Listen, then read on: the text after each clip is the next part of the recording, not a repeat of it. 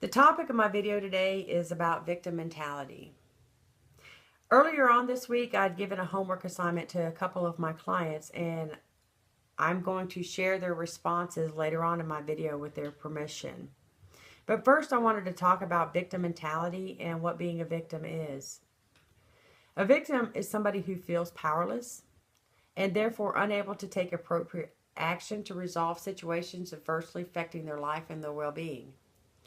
And being powerless is a learned behavior originating from childhood experiences where your core beliefs just weren't met. The victim mentality can be understood as a repetitive way of negative thinking where the victim has come to believe that others, not themselves, are responsible for their experiences and fulfilling their needs. This can be taken further to mean that the victim mentality comes from a person getting stuck in a stage of development where they felt helpless, lacking access to inner resources to take care of themselves. The victim mentality is maintained by unconscious negative self-images, which are the building blocks of your personality. Everybody constructs a personality that serves the function of an identity. Self-images are put together by the mind as memories of repeated interactions. These experiences become our core beliefs that, once they're accepted subconsciously, form instructions on how we behave in every situation. People identified with the victim mentality are unable to fulfill their core survival needs on their own, and it keeps you dependent on others to feel safe, to feel good about yourself, and to experience belonging and love. In order to think like a victim, you must feel like a victim. Your identity at its most fundamental level represents how you feel about yourself. This is why uncovering your negative self-images is so important. The core negative self-image that maintains a loss of power is made up of a constellation of core beliefs that deny your value and cause you to feel unworthy. It can be summarized as a feeling of not good enough. Once you feel powerless, it's easy and automatic that you will fear failure and punishment. What you must understand is that you do this to yourself by giving your attention to negative thoughts that produce the familiar negative emotions inside your own personality. You do this unconsciously by judging, criticizing, and shaming yourself, and usually projecting it onto others. The first step in transforming the victim mentality is to transform your identity from victim to victor, one who conquers and overcomes defeat. The victim mentality causes you to feel weak and therefore give up and give in to external pressures. This attitude comes from within, not without. As long as you perceive yourself as powerless, worthless, weak, it makes you feel insecure, doubtful, and hesitant, and you won't succeed in meeting life's challenges. When you think like a victim, you feel weak because your fears and self-loathing are strong. So at this point, I want to tell you about the homework assignment that I had given my clients. I asked them to write about what your life would look like if you weren't a victim. And so I'm going to read the first one. And she says to me, if I weren't a victim, my world would be different. I would feel worthy and beautiful. I would be successful in spite of my physical limitations. I would have what I want and need because I would know how to ask for it and get it myself. With assertiveness.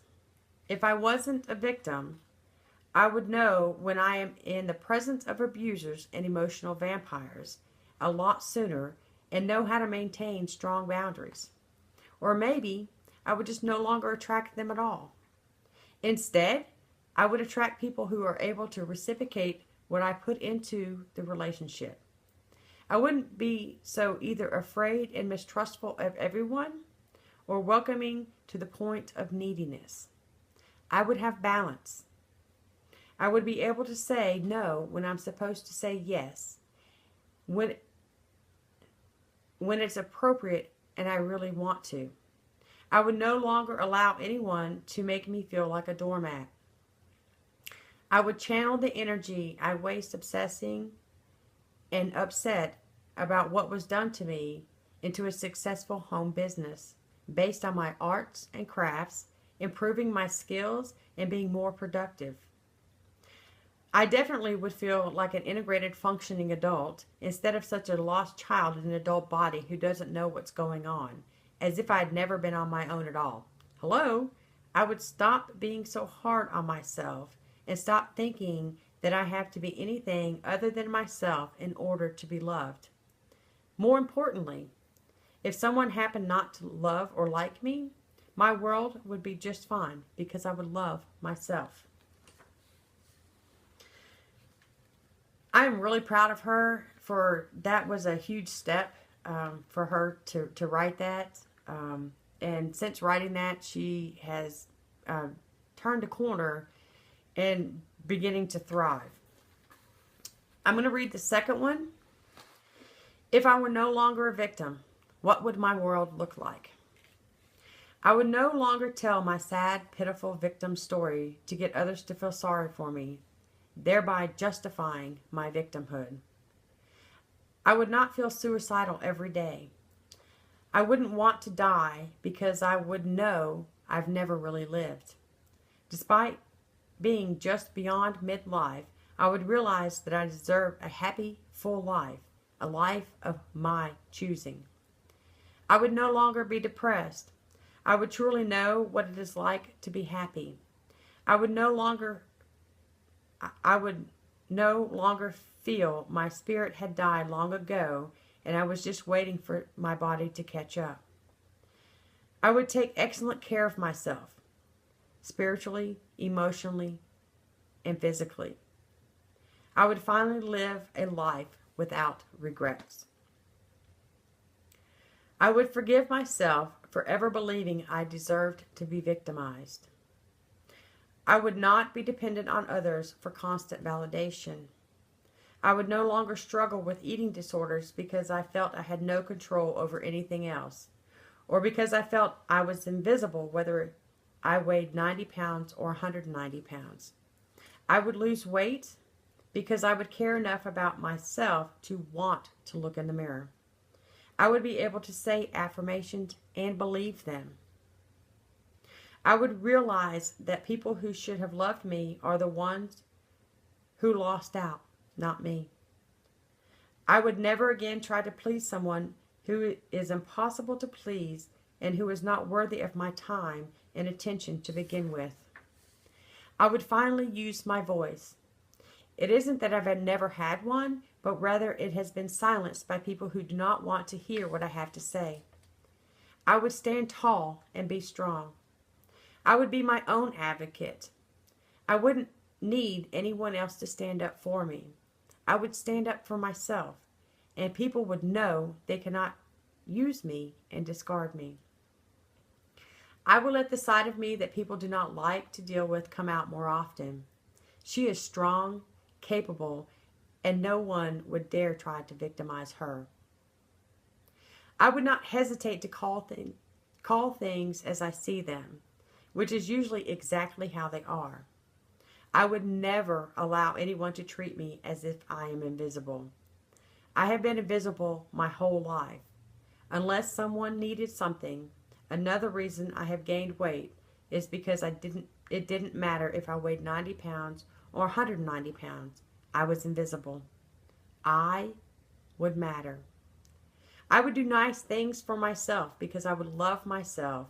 I would know I deserve to be loved and treasured, especially by myself.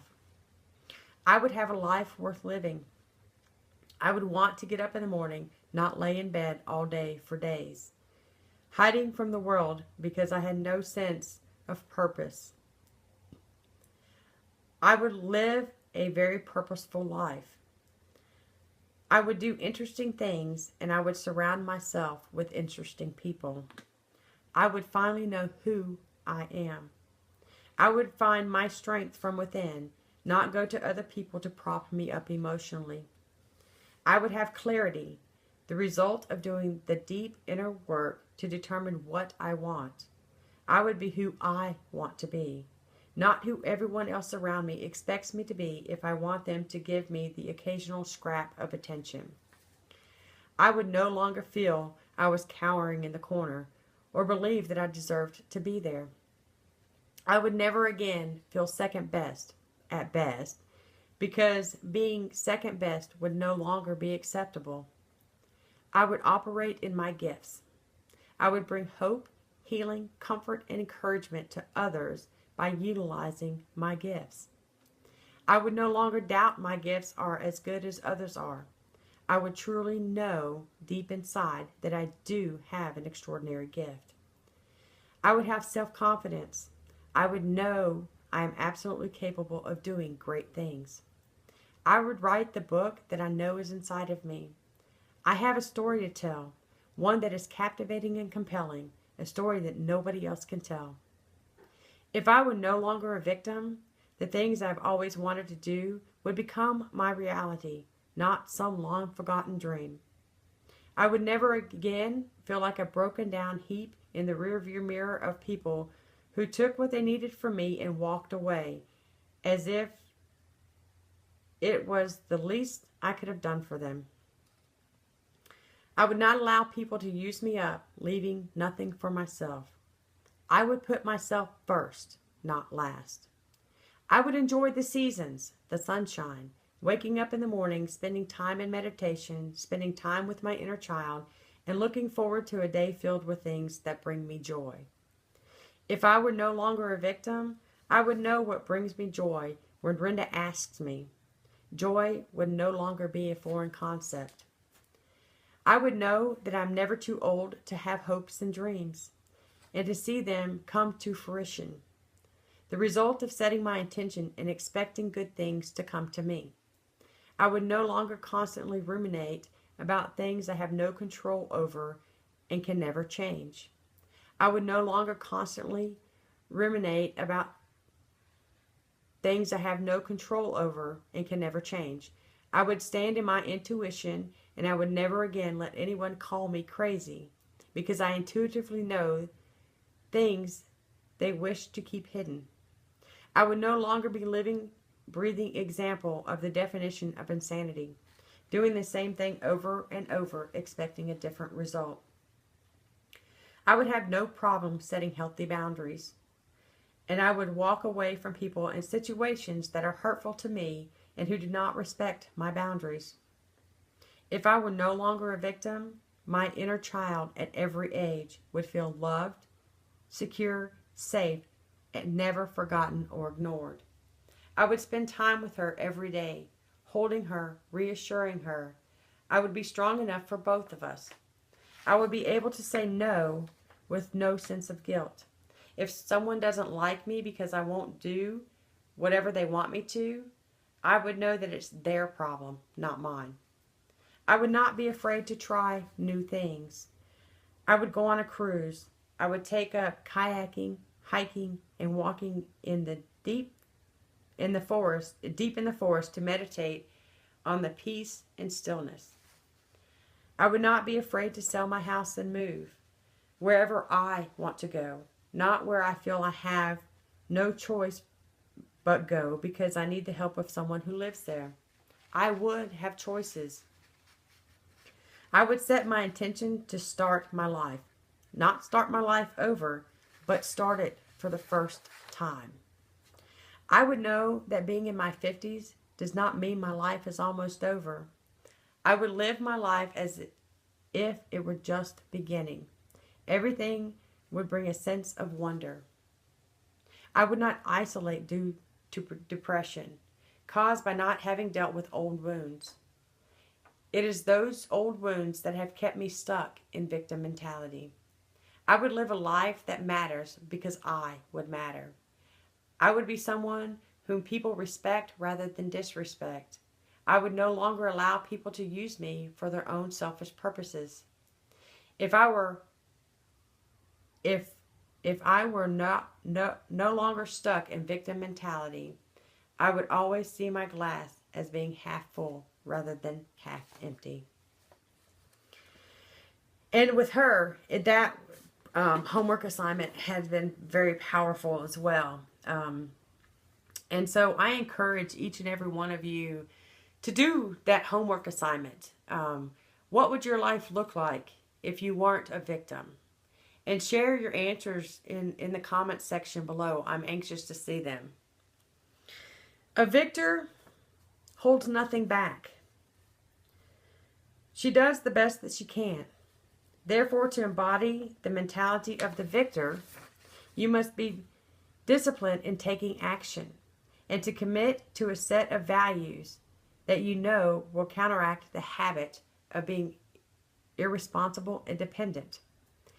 The values of the victim include, among others, focusing on feeling comfortable, taking the easy way out, striving for safety by avoiding conflicts and confrontation, being deceitful, and most of all, being irresponsible by blaming and complaining.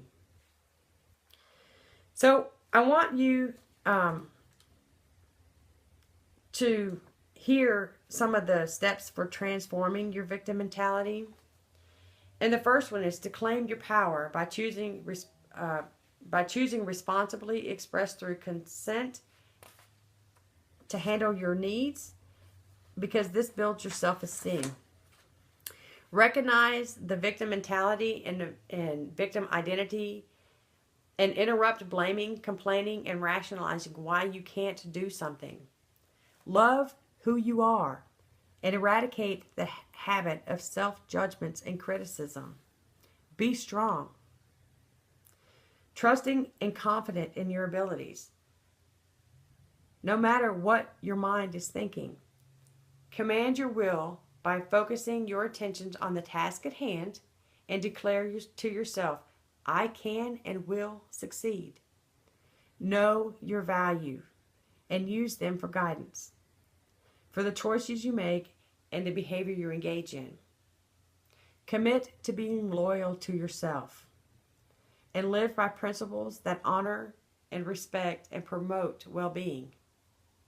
Create a vision of yourself as an impeccable individual driven by honor and integrity. Be forgiving when you fail. Live up to your new standards, particularly at the beginning of your self-transformation.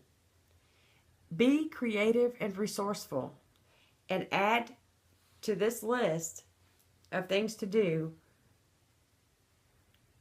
as you go along. So here's my challenge. I want everybody out here on YouTube to do the homework. What would your life be like if you weren't a victim? I'm anxious to hear what you have to say.